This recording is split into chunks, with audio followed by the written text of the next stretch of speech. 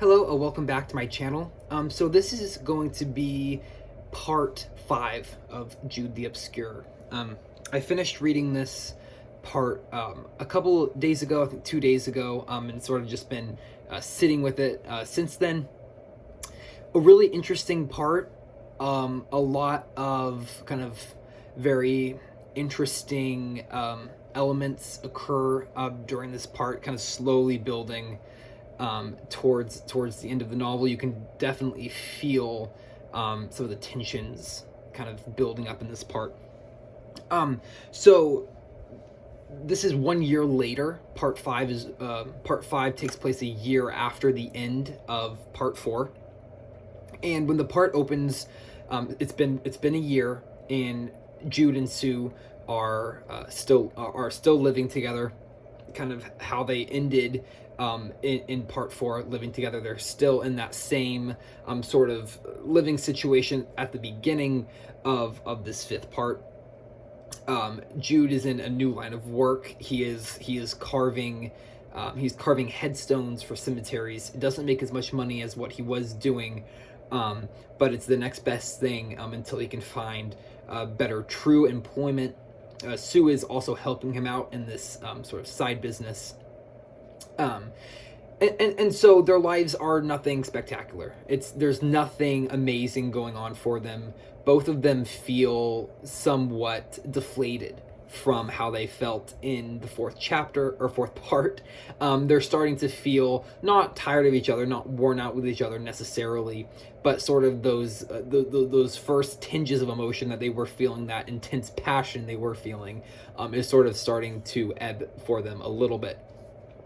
Then something interesting happens. One night, there's a knock at their door, and it turns out to be Arabella.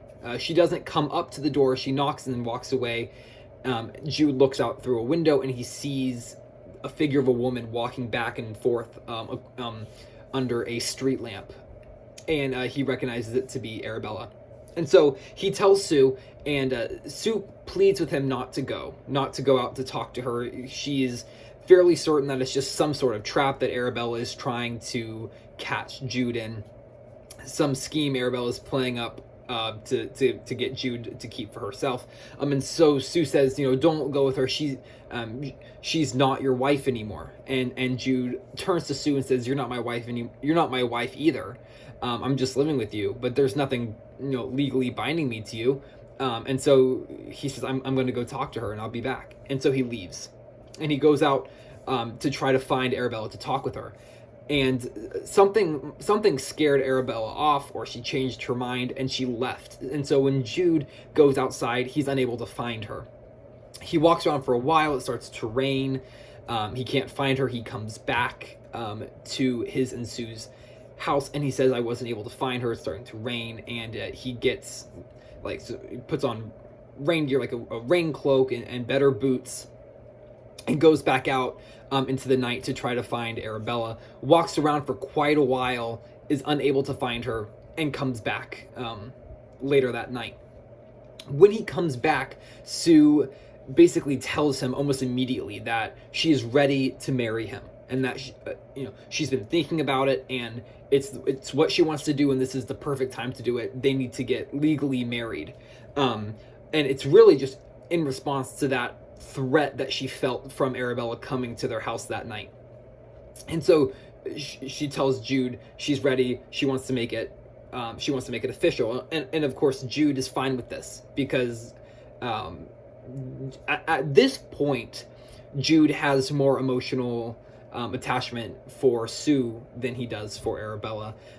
Neither of these women, I don't feel that he truly loves either of these women, based off of just sort of his history with both of them, and the way that he seems to treat relationships like these that he's in. And so he says, sure, we'll get married, and he starts working on that process, because his divorce with Arabella was finalized quite a bit before part 5. And then in kind of around this time, in the beginning of part 5, Philipston's divorce from Sue was also finalized. And so Sue was no longer legally married, and neither was Jude. And so they were able to marry each other. The next day, Sue runs in to Arabella, and they have a conversation. And it's a very tense conversation. It's very awkward. There's clear hostility between the two of them. They are both after the same man. Arabella feels that Jude is more hers than Sue's. Sue feels that Arabella really needs to back off and leave Jude to her, because she is the one in legal proceedings to be married to Jude. And so it's just very loaded. It's very tense, very uncomfortable to read their exchange. And towards the end of this exchange, Arabella tells Sue that the important piece of information that she was hoping to share with Jude, she will instead just write a letter, and she'll write a letter to Jude explaining this piece of information that she needs to share. It's within this conversation between Arabella and Sue that we also learn that Arabella has remarried. She has married a man named Mr. Cartwright, who is an inn owner, a tavern owner. Her second husband after Jude in Australia has died at this point. So she is remarried. And so there's just this very tense conversation between the two of them, where Arabella says she has a message for Jude. She doesn't want to tell Sue, she'll just write Jude later. Then the letter arrives at their house, along with the news clipping of Arabella's new wedding. The man she married was somewhat a prominent figure in the community, and so it was a notable enough marriage to warrant newspaper coverage, newsprint coverage. Sue makes some offhand remark about how their wedding won't be a big enough deal to make it into the papers, and what a relief it is to not be famous, to not be in the eyes of the public. Sort of a little offhand remark. It doesn't hold much weight, but it's interesting. It's interesting that she would have brought that up, almost as another sort of slam towards Arabella and her new life of pursuing material wealth instead of some sort of more figurative satisfaction that Sue is possibly chasing. And so while Sue is reading this newspaper clipping about Arabella's wedding, Jude is reading this letter. And the letter is incredibly important. What he finds out is that Arabella was pregnant when before she left for Australia. She was pregnant, and she has had Jude's child, and it's a boy, and he has been living with Arabella's parents in Australia. But he has kind of become a burden on her parents. They are not in a financial place where they want to take care of raising another child, and so they send this boy back to England with some friends who are ferrying back from Australia back home to England. And Arabella basically doesn't really ask that Jude take care of this boy, but more says he is coming to you to take care of, as you are his rightful father. It is your duty to take care of him. And she gives a couple of reasons why she knows that it is in fact Jude's boy and not someone else's. Jude is fairly certain that it is his son. He knows that it is his boy, and he does agree to take care of him. Sue finds out, and Sue is very non-threatened by this, which I thought was interesting, because everything else about Jude and Arabella's relationship seems to be very threatening to her. But when she finds out about a son, Jude's child, it doesn't seem to bother her that much. The only thing that does bother her about it is later on when the boy arrives. She is quite appalled at the thought of Jude and Arabella both being presented in this child. And so some time goes by as they are waiting for the arrival of the child. They don't know when he is supposed to be coming. They haven't received any updated information about his arrival, and so they're both just sort of waiting around to receive Jude's son. And then the scene shifts, and we get a quick introduction to Jude's son as he is being ferried over to England. He is a very somber child. His nickname is Little Father Time, and he explains to Jude and to Sue that his nickname is Little Father Time because of his appearance. He looks much older than he is. He looks quite wizened, quite ancient, and it's also for his attitude and his outlook on life. He is very somber. He is very he is very nihilistic, almost, sort of seeing the negative in life, and seeing meaninglessness in everything, and what's the point of doing anything if we're all just going to die anyway. He's very, very philosophical. He's also very young. We don't get an exact age, but I would assume, based off of sort of the time jumps that we've taken in this novel, that he's somewhere around 8 years old, possibly, maybe a little younger. I wouldn't think any older than 8. And he's very philosophical. He's very wordy and very much a philosopher. And he has some of the most delicate lines, and some of the most beautiful statements that he makes. And when you're reading his dialogue, and when you're reading him in conversation with Jude and Sue, he comes across so much older than he is, and that's the point of his character. And you feel really bad for him because he is able to comprehend the fact that Sue is not his mother, and that Jude is his father, and that means that there was some relationship problem between the two of them, or there is some sort of overhanging gloom or curtain that's over their relationship. And he's very perceptive of other people's emotions and of his own emotions, and he's very good at comprehending those emotions and understanding sort of what he should say or what he shouldn't say. But meanwhile, everything he does, everything he says, is just shrouded in this very thick just gloom. He's just very gloomy. He's very dark. Things rest very heavy on his shoulders, and so he comes across as a much older character. And so one night when he comes, it's unannounced, it's late in the evening, there's just a knock on the door. Sue opens the door, sees this young child, knows who it is, and Jude comes. They bring him in, they introduce themselves. Obviously, from the very beginning, or at the very beginning, their relationship is not very relaxed. They're a little tense around him. He's a little tense around them. Obviously, this is natural. He has never met them before.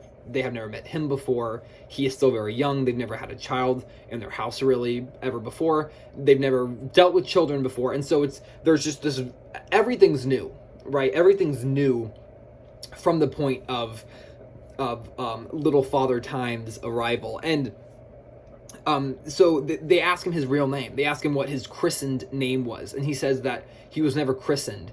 And he said it's best for him to not be christened yet, because if he should die in infancy, he doesn't want to face eternal damnation. Whereas if he remains, if he were to be christened, he would have to follow the rules of a particular religion. And he says he's not quite ready for that commitment yet. And of course, this is a child. This is just a little kid who is giving these big reasons why he would rather not be christened yet, and he would rather not take on a true name yet, because he doesn't feel he's ready for the burden or the responsibility. And so Jude and Sue just start calling him Little Jude, since he's Jude's son. The boy seems fine with it, and their lives sort of adopt somewhat of a normality about them.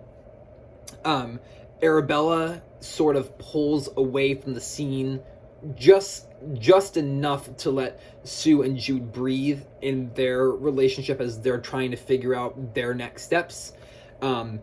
Little Jude sort of just fits right in with them. He is quite similar to his dad in so many ways, and so he fits nicely into their dynamic. He's very quiet. There are many scenes where it talks about Jude and Sue forgetting he's even in the room, because he's just sitting in a corner or sitting in a chair so quietly, just thinking, contemplating, not having to be entertained, not doing anything at all. And again, he's just a little old man is all he is. He just skipped childhood completely. And he definitely has a tendency towards depression, just as Jude has.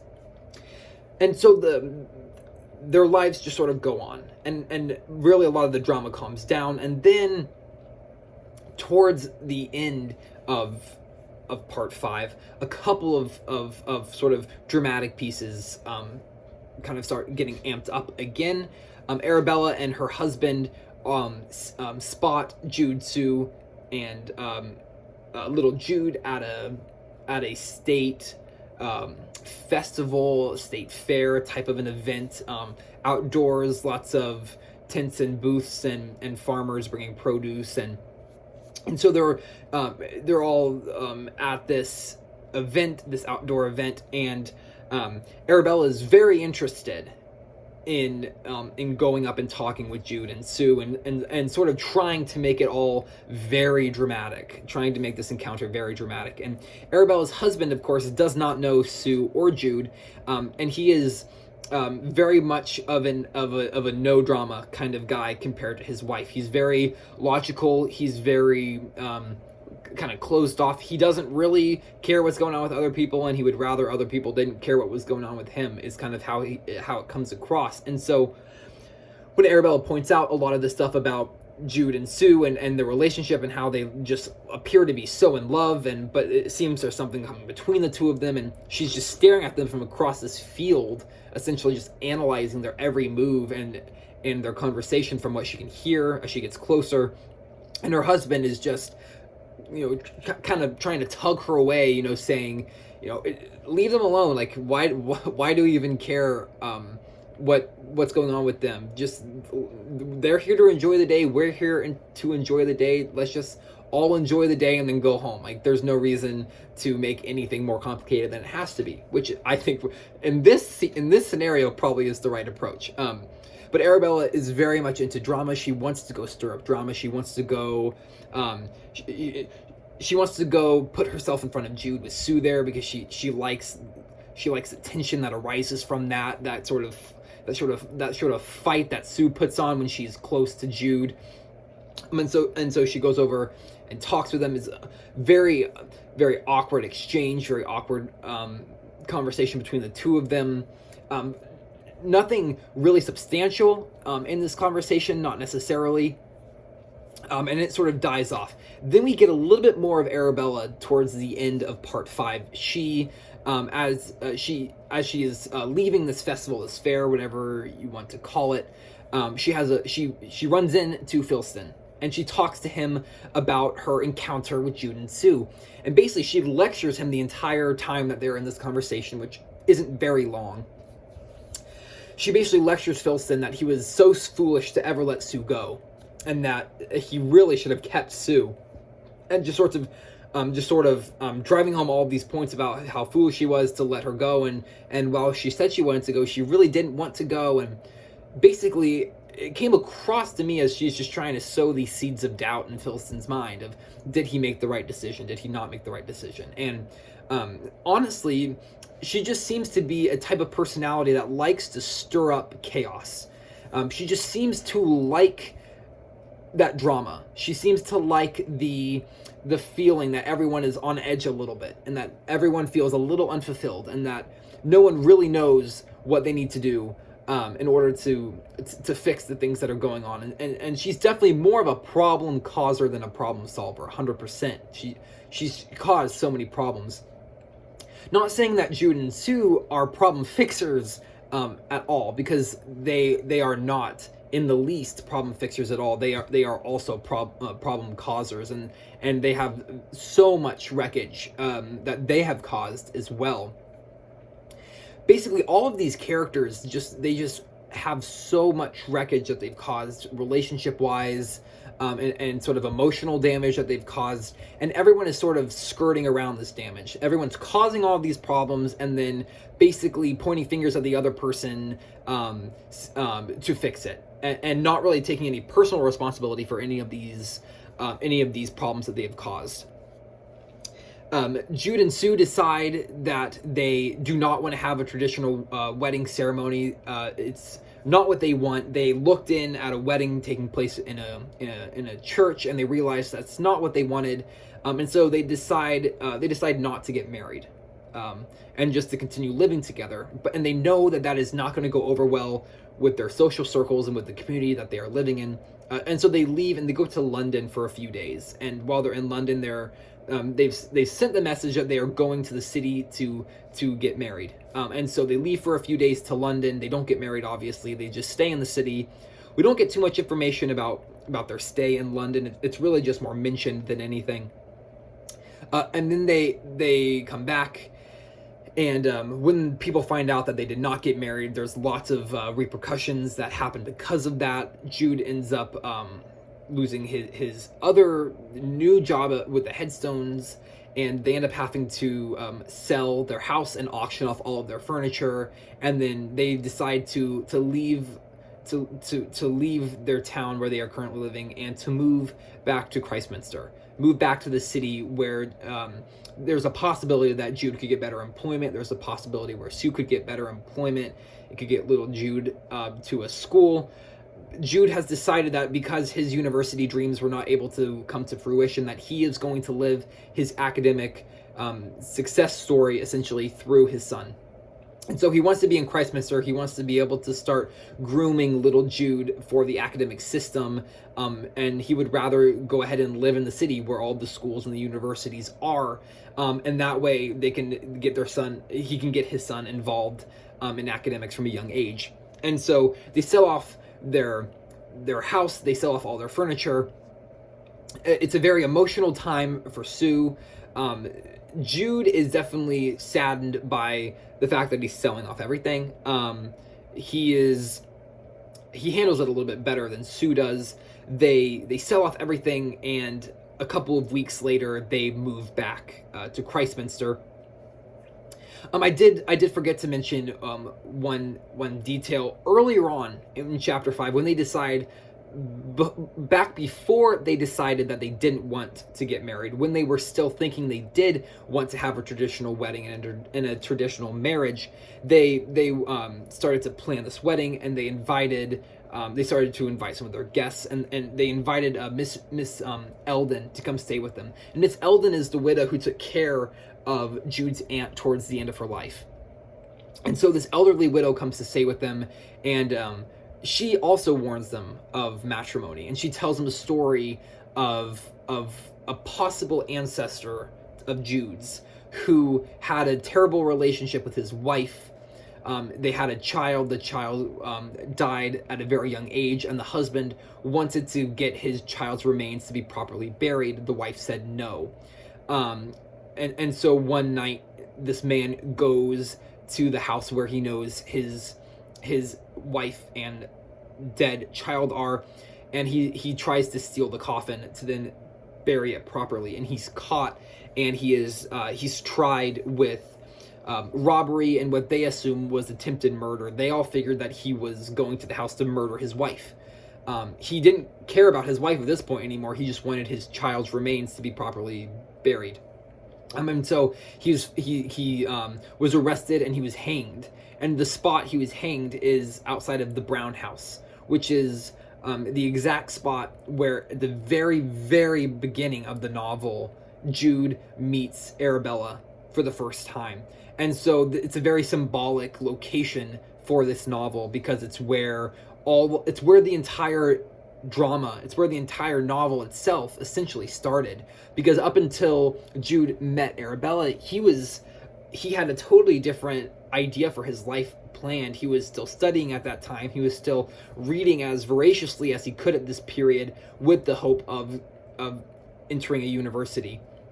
And so this story told by Miss Eldon is almost presented in a fable way, as a moralistic fable or a cautionary tale, for Jude and Sue, of maybe some reasons why, you know, the signs have maybe pointed towards them not being a good fit in matrimony, which of course has been one of the discussions between Jude and Sue the entire time that they've been together. Is Jude has kept on bringing up the points to Sue that she doesn't seem to be very affectionate in her words, but only in her actions. She never seems to say "I love you" to Jude. She never seems to really profess any sort of deep attachment to him.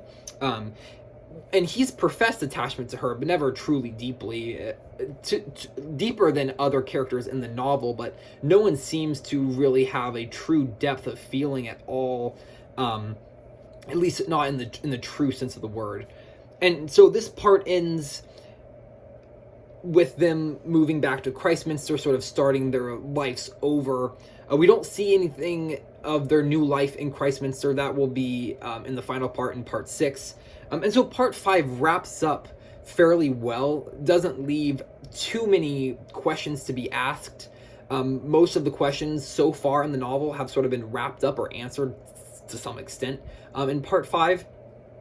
And so I'm really interested to start into part 6 and to see sort of where this story goes and how the rest of this drama unfurls, because it's definitely ebbed and flowed throughout the entire novel. And so we seem to be sort of at a calmer point. And so I'm really interested to see maybe what the next event is that sort of unleashes all of the problems again, and kind of what event stirs the pot again in part 6. And so it's going to be really exciting to see what happens. So that was my definitely not brief recap of part 5. I hope you enjoyed it. Thank you so much for watching. If you did enjoy this video, please definitely consider subscribing. It would help me out a ton.